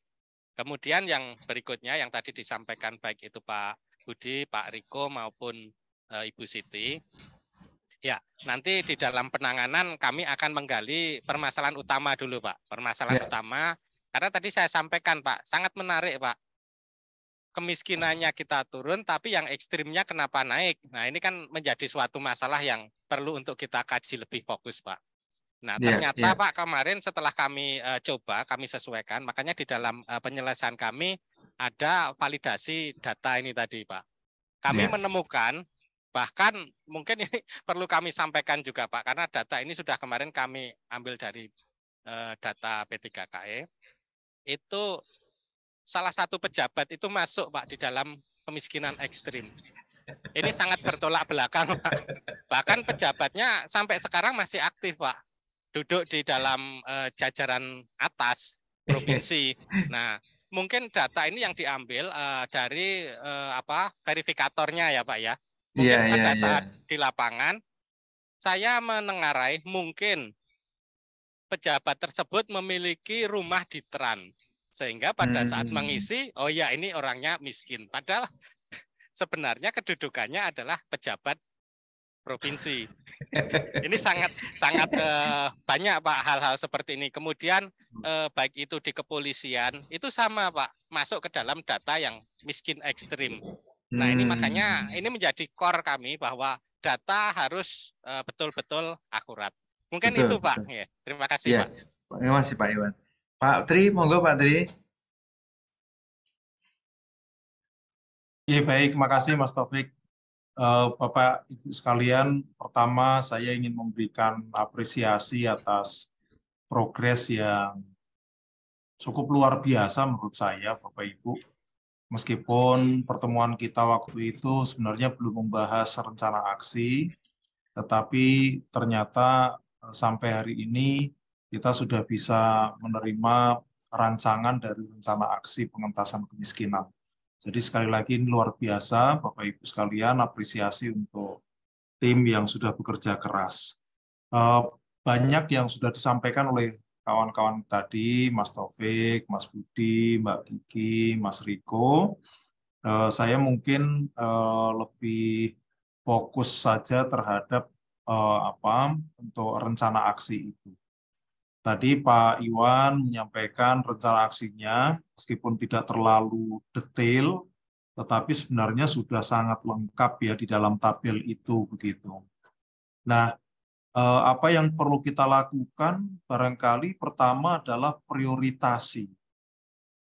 Jadi dari sekian program yang ada itu, yang menjadi prioritas bagi pemerintah Kabupaten Bulungan itu yang mana begitu. Kalau tadi misalnya ada program atau kegiatan berupa penyelamatan dan evakuasi korban bencana, ya tentu ini penting. Tetapi dalam konteks penanggulangan kemiskinan, sejauh mana prioritasnya. Begitu pula misalnya ada kegiatan pembangunan sarana prasarana dan utilitas sekolah dasar misalnya. Ini juga bagus, tapi sekali lagi tingkat urgensi dan prioritasnya dalam pengentasan kemiskinan seperti apa. Jadi di antara program-program yang ada itu tidak semuanya memiliki skala prioritas yang sama. Karena kalau semua menjadi prioritas yang sama, maka kontribusi terhadap pengentasan kemiskinannya nanti menjadi tidak terukur, Bapak Ibu. Oleh karena itu, prioritas ini penting. Dan bagaimana kita bisa mengenali prioritas itu, menurut saya data menjadi sangat relevan. Misalnya begini, ada kegiatan pengelolaan pendidikan sekolah dasar. Ya. Sebenarnya data tentang pendidikan seperti apa yang kita miliki yang terkait dengan kemiskinan. Contoh begini, saya belum punya datanya, mudah-mudahan Bapak Ibu sudah ada, berapa atau dari semua tenaga kerja yang ada di Bulungan, bagaimana tingkat pendidikannya misalnya. Nah, pada umumnya di berbagai daerah, mungkin juga di Bulungan, bahwa angka partisipasi kasar, mohon maaf, dari sebentar, dari tingkat pendidikan para pekerjanya mungkin sebagian besar didominasi oleh mereka yang pendidikannya adalah SD ke bawah. Jadi program pendidikan SD itu bukan hanya dibutuhkan untuk anak-anak berusia 7 tahun sampai 12 tahun, bukan itu saja. Tetapi program pendidikan dasar juga dibutuhkan bagi para tenaga kerja yang tingkat pendidikannya selama ini masih belum tamat SD. Nah, apa kaitannya dengan kemiskinan? Kaitannya adalah bahwa mereka yang tidak tamat SD, maka ketika mereka bekerja, pendapatannya akan sangat kecil. Oleh karena itu, program pendidikan menjadi penting untuk diberikan kepada bukan anak-anak sekolah, tetapi untuk para pekerja yang tingkat pendidikannya masih rendah. Begitu pula nanti, tenaga kerja kita yang tingkat pendidikannya masih di bawah SMP itu berapa? Yang masih di bawah SMA itu berapa? Oleh karena itu, program pendidikan selevel SMP, selevel SMA juga perlu diberikan kepada mereka ini, tenaga kerja dengan tingkat pendidikan di bawah SMP maupun SMA. Harapannya, ketika tenaga kerja ini sudah mampu meningkatkan level pendidikannya, maka tingkat pendapatannya juga akan turut meningkat. Nah, disinilah pentingnya data tadi, Bapak Ibu sekalian. Cara merumuskan program itu harus didahului dari kebutuhan kita. Kebutuhan itu kita ketahui dari data-data yang ada. Tapi untuk program-program pembangunan sarana dan fasilitas utilitas SD, tentu itu bisa berjalan terus. Hanya untuk program itu kaitan dengan kemiskinannya kan kecil, Bapak Ibu. Jadi kita harus fokus untuk pengentasan kemiskinan ini, kontribusi sektor pendidikannya bagaimana? Kalau yang dilakukan masih rutinitas yang pelaksanaan kegiatan SD untuk anak-anak dan sebagainya, agak sulit kembali ya mengukur kontribusi terhadap sektor pengentasan kemiskinan gitu. Nah, ini prioritasi menjadi penting, Bapak Ibu sekalian. Sekali lagi bukan berarti usulan-usulan yang tadi sudah dirumuskan itu tidak penting. Itu tetap dilakukan sebagai program rutin dari masing-masing OPD. Tetapi dari berbagai program yang ada di OPD itu, kita pilah-pilah khusus yang memiliki keterkaitan langsung dengan pengentasan kemiskinan. Nah, itulah yang kemudian nanti kita ukur begitu. Ini pertama ya Bapak Ibu terkait dengan prioritasi program. Nah, yang kedua adalah bagaimana kita melakukan orkestrasi kelembagaan. Jadi orkestrasi kelembagaan ini menjadi penting juga dengan prinsip begini bahwa pengentasan kemiskinan itu bukan hanya tanggung jawab OPD tertentu, bukan hanya tanggung jawab pemerintah Kabupaten Bulungan saja, tapi semua pihak harus turut andil untuk mengentaskan kemiskinan dan meningkatkan pendapatan. Contoh begini, di dalam matriks tadi juga ada gambaran atau di kolom 1 misalnya tujuan menurunnya ketimpangan pendapatan. Nah, di sini kita harus berpikir siapa yang bisa memberi kontribusi terhadap ketimpangan pendapatan itu. Kembali, kita harus tahu ketimpangan pendapatan itu terjadi di kelompok masyarakat mana, gitu Bapak Ibu. Katakanlah misalnya petani. Petani ternyata pendapatannya juga masih sangat rendah sehingga mengalami ketimpangan dibanding dengan profesi-profesi lain yang ada di tengah masyarakat. Lantas siapakah yang harus meningkatkan pendapatan untuk kelompok petani?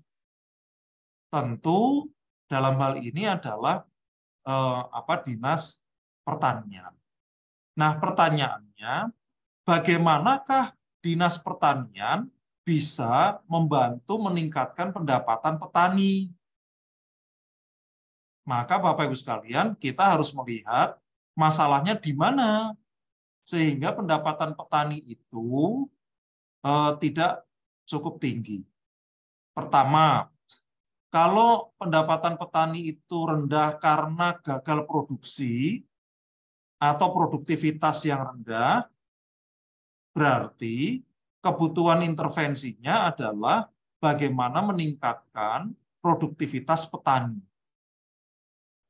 Tetapi kalau masalahnya adalah panennya berlimpah, tetapi harganya anjlok, berarti intervensi yang harus dilakukan adalah bagaimana menjamin stabilitas harga produk-produk pertanian.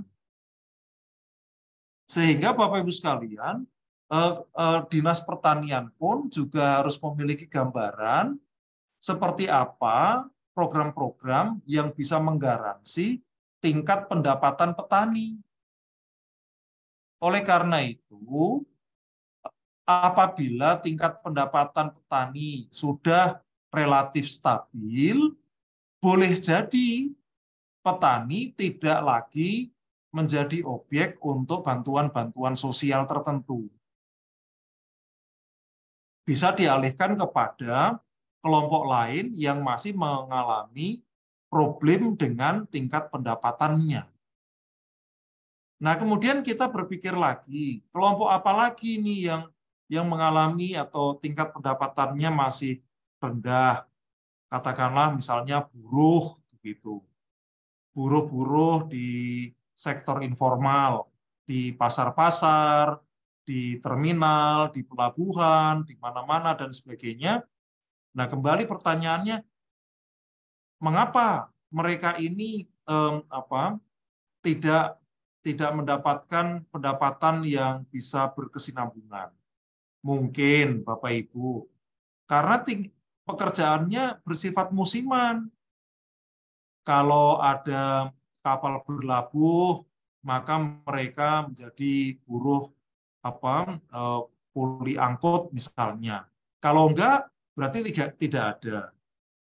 Nah, dalam keadaan seperti ini, kita berpikir bagaimana buruh-buruh itu, kuli-kuli itu bisa mendapatkan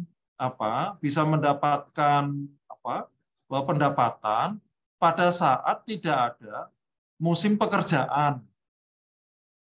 Nah, baru kita berpikir siapa yang bisa melakukan itu. Misalnya, apakah Dinas Koperasi Perdagangan UKM itu bisa membantu mereka melakukan pelatihan dan pembuatan produk-produk tertentu begitu.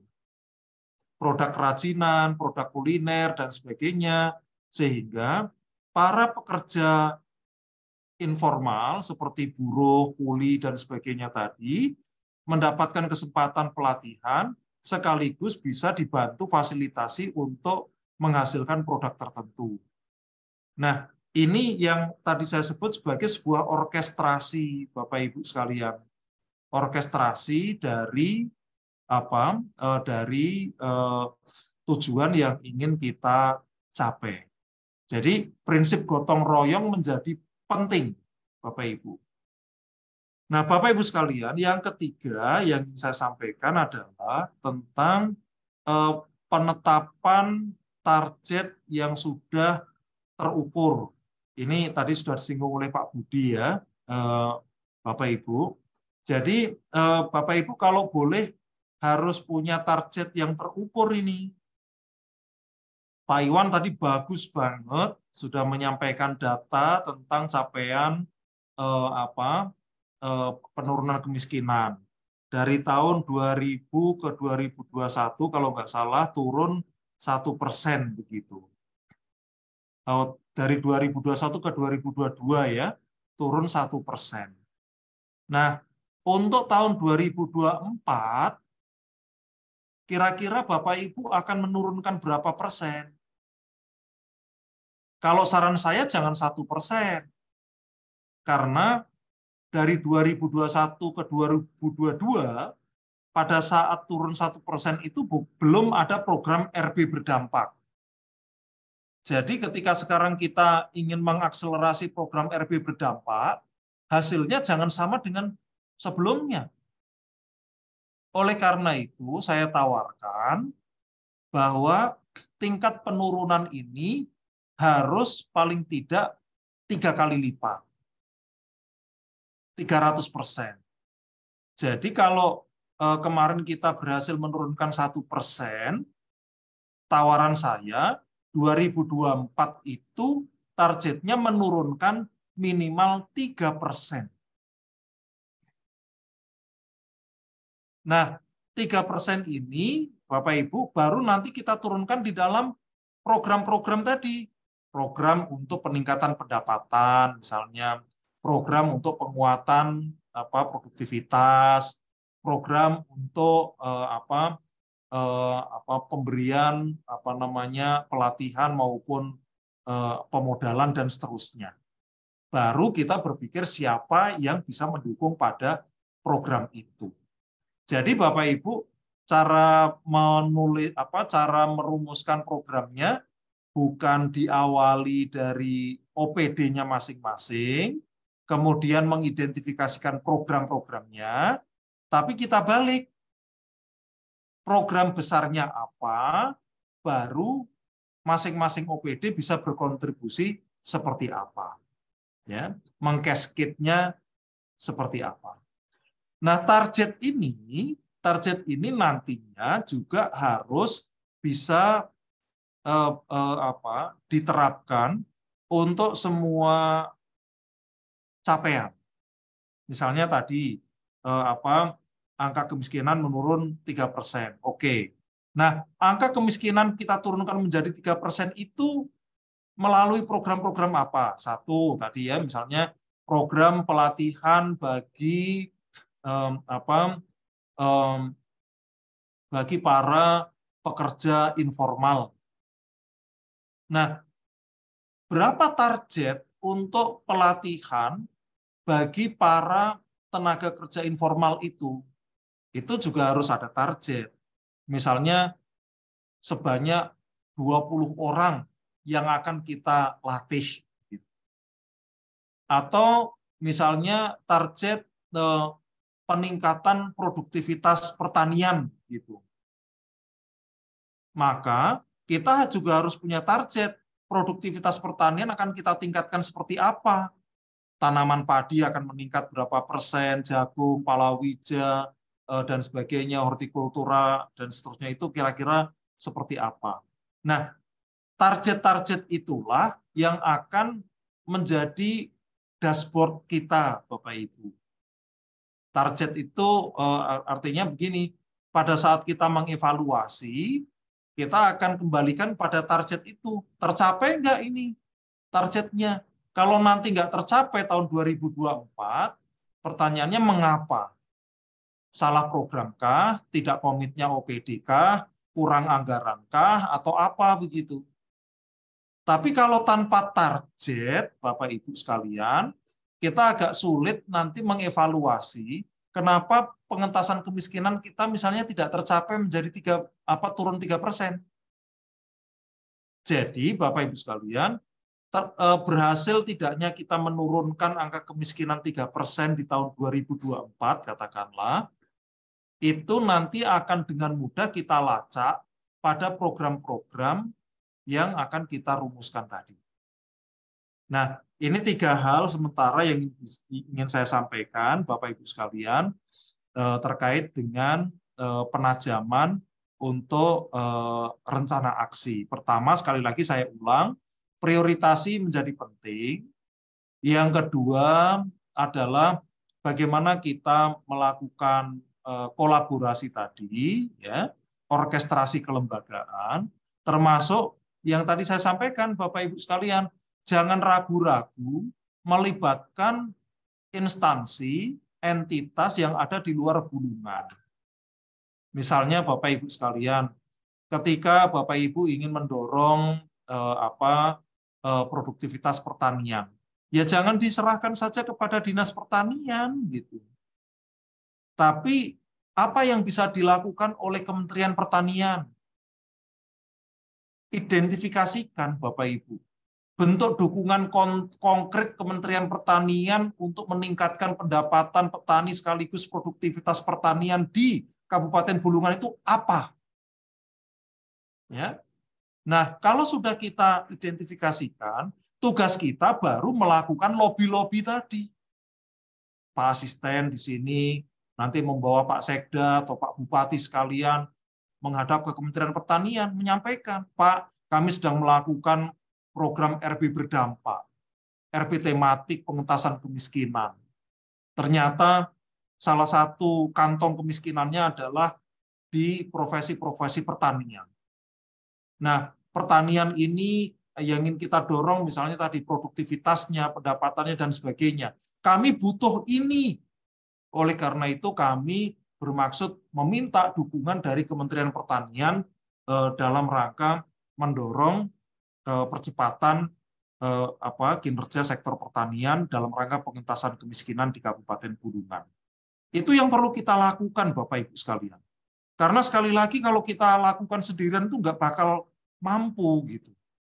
Kita harus buka mindset kita bahwa Bulungan itu maju untuk Indonesia. Tapi Indonesia ada untuk memajukan Bulungan juga. Jadi orang seluruh republik ini harus bergotong royong demi Bulungan.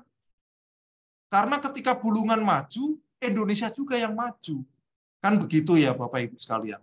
Jadi nggak usah ragu-ragu Bapak Ibu. Termasuk ke LAN misalnya begitu.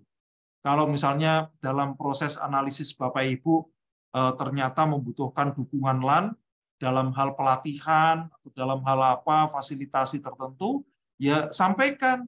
Baru nanti Bapak Ibu lakukan komunikasi dengan LAN bahwa dalam rangka mendukung RB berdampak, kami butuh bantuan konkret dari LAN berupa ini, dan seterusnya.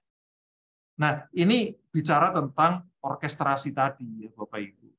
Nah, yang ketiga tadi yang saya sampaikan adalah target tolong harus menetapkan target yang berani.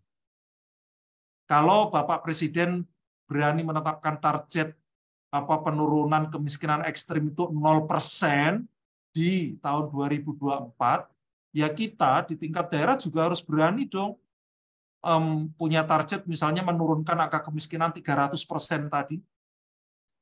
Jangan penurunannya itu 0, sekian persen atau 10% dan sebagainya. Kalau saran saya harus 100% minimal atau bahkan 300% yang tadi saya sarankan.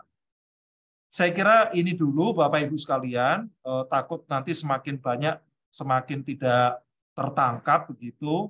Mungkin lebih baik apa yang masukan dari kami ini nanti diendapkan dulu, kemudian coba diformulasikan untuk perbaikan rencana aksi, kemudian nanti kita bisa bertemu lagi untuk membahas progres yang berikutnya. Saya kira demikian Mas Taufik dan Bapak Ibu sekalian, sekali lagi keren banget ini hasil sampai saat ini. Mudah-mudahan dengan masukan dari kami ini nanti akan menjadi semakin hebat begitu. Terima kasih Mas Taufik, saya kembalikan. Assalamualaikum warahmatullahi wabarakatuh. Waalaikumsalam warahmatullahi wabarakatuh.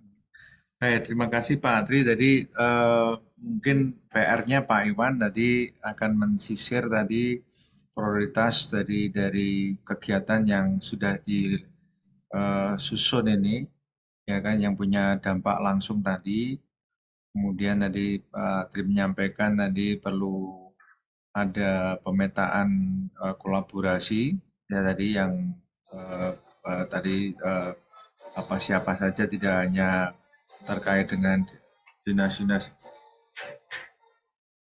terkait dengan dinas yang atau OPD yang fungsional bertanggung jawab di bidangnya, tapi ini karena sifatnya bisa lintas ya, sehingga nanti kita perlu petakan. Dan tadi targetnya adalah kalau bisa ya tadi ya kita 0% seperti yang ditargetkan Presiden. Nah, Pak Iwan mungkin tadi di samping tadi kalau kita bicara kemiskinan ekstrim, berarti PR yang terbesar di sini adalah bagaimana kita meningkatkan pendapatan dari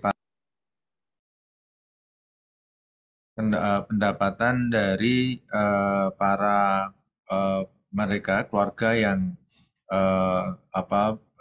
kita identifikasi pendapatannya yang masuk pada kategori kemiskinan ekstrim tadi.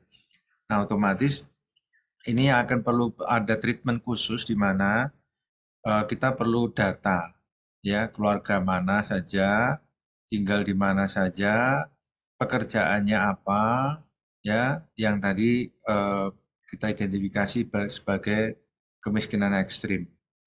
Nah, di sisi lain, ini juga kita perlu lihat potensi kegiatan produktif apa yang sesuai, yang bisa kemudian kita memberdayakan keluarga dengan kemiskinan ekstrim tadi pada bidang-bidang produktif yang sesuai dengan pekerjaan yang sekarang, ya, atau mungkin tidak ada pekerjaan yang bisa kita kemudian punya rencana bagaimana dia kita libatkan pada kegiatan produktif tadi. Nah, kita lihat di situ kan ada BUMDes, ada, ya, dan mungkin kalau di sini beberapa yang terkait dengan tadi yang UMKM, ya. Nah, mungkin juga di luar tadi yang sudah ada, misalnya di pertanian, perkebunan dan sebagainya, yang kita perlu ada data tadi kira-kira mereka ini akan ditingkatkan penghasilannya melalui kegiatan produktif apa. Nah, yang kedua, ini yang penting kemudian program peningkatan skill mereka untuk bisa mendukung kegiatan produktif yang mana tadi yang kita akan. Jadi ada matching program untuk yang keluarga kemiskinan ekstrim tadi, ya, tadi dengan kegiatan sektor produktif tadi. Ini juga harus ada pemetaannya di kemana mereka akan kemudian kita arahkan, dan kesiapan dari sisi keterampilan apa yang nanti diperlukan. Nah, ini yang mungkin kita punya top prioritasnya itu, yang ekstrim tadi, meningkatkan penghasilan dari keluarga dengan kemiskinan ekstrim tadi, di samping tadi indikator kemiskinan yang secara umum tadi. Nah, jadi kita akan fokusnya ke sana, seperti itu Pak Iwan. Pak Iwan?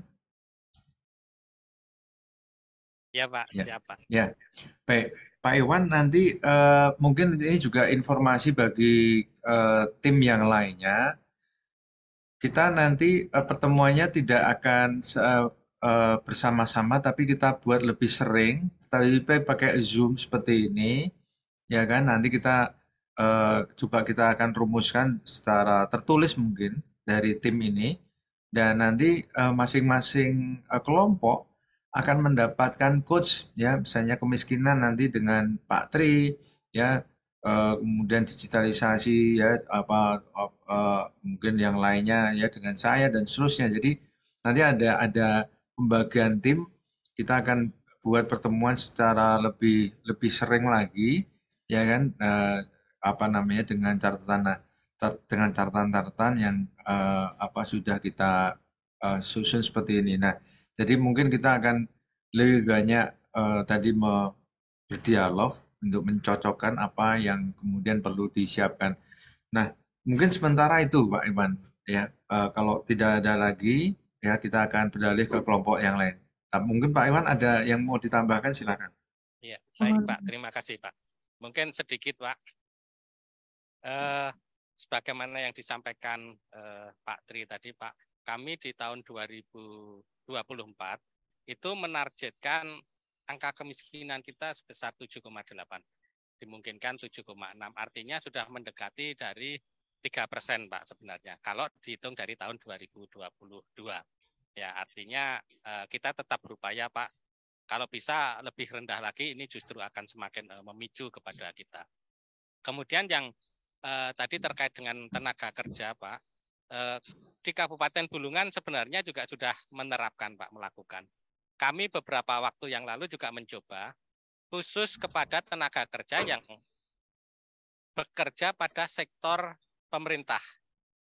Jadi kami memiliki dinas pertamanan dan dinas lingkungan hidup. Jadi tenaga kerja kami lihat dari jenjang pendidikannya masih sangat rendah.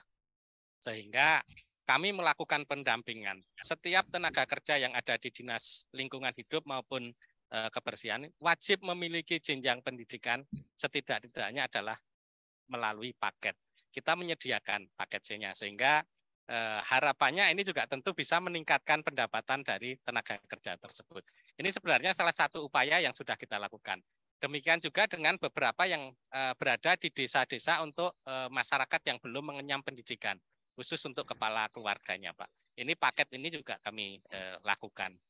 Nah, tetapi nanti mungkin ini juga kami tuangkan di dalam metrik, termasuk yang sekarang kita lakukan, tetapi ini untuk pendidikan yang sifatnya adalah di perguruan tinggi, pendidikan bahasa Mandarin, Pak.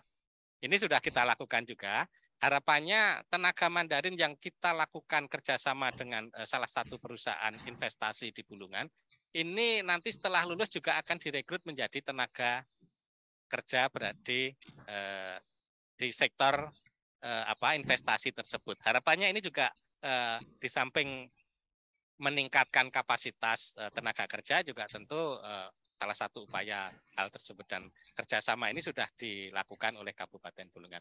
Mungkin itu Pak Deputi beberapa yang mungkin kami masukkan juga di dalam metrik, terutama sekali untuk kegiatan-kegiatan yang akan kita lakukan. Terima kasih, Pak.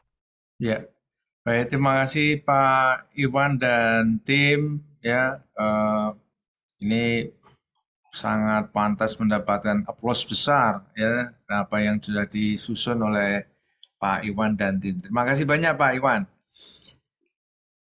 Ya. Mungkin Pak Deputi, Pak Ya. Asisten, maaf nih. Pak, ya Pak. Saat ini ya host, silahkan. Ya, saat ini sudah jam 11.30 Pak tempat kami. Oh, astagfirullahaladzim. Jadi gimana teknisnya Pak? Ya. Di sini masih jam 10:30 ini. Ya. Saya kira jamnya terlambat ini. Memang beda waktu ini ya. Ya, beda waktu. Ya. Atau kita nanti ini stop dulu nanti. Iya, Pak. Biar kawan-kawan bisa persiapan sholat Jumat. Mungkin nanti catatan-catatan dari kita akan kita sampaikan ke Pak Iwan dan tim. Sifatnya mungkin masukan penguatan-penguatan. Nanti kita lanjut lagi ya setelah pertemuan ini. Kita masih ada beberapa kelompok yang perlu untuk kita dengarkan apa yang sudah disusun. Ada 3 kelompok lagi. Nah, kalau boleh karena ini sudah 11:30 di sana, kita akan akhiri saja ya. Kita akan lanjut setelah sholat Jumat. Begitu Pak atau gimana? Ya, kami ngikut aja Pak. Nanti setelah sholat Jumat mungkin jam 2 mungkin ya Pak ya. Ya. Jam 2 waktu kami berarti jam 1 waktu Jakarta Pak. Oke. Jam 1 lah waktu Jakarta. Sebelumnya tadi Mbak Kiki ada mau sampaikan, silakan. Ya. Sudah Pak, terkait dengan sholat Jumat, mohon break dulu. Ya, karena Mbak Kiki lama di Kalimantan ini juga, jadi paham betul perbedaan waktu ini. Baik, kalau gitu saya kembalikan ke host ya, kita break dulu, makasih. Ya, baik, terima kasih kami sampaikan kepada Bapak Deputi serta teman-teman dari LAN Jakarta serta seluruh kita yang hadir dalam kegiatan virtual pada siang hari ini. Mungkin untuk saat ini kita break dulu sholat Jumat dan kita akan kembali nanti jam 2 tepat, jam 1 waktu Jakarta begitu ya Pak Deputi. Ya, baik. Mungkin demikian kami akhiri untuk sesi pertama kita pada hari ini. Nanti kita lanjutkan sesuai kesepakatan tadi jam 2. Billahi taufiq wal hidayah. Wassalamualaikum warahmatullahi taala wabarakatuh. Waalaikumsalam warahmatullahi wabarakatuh. Iya, makasih.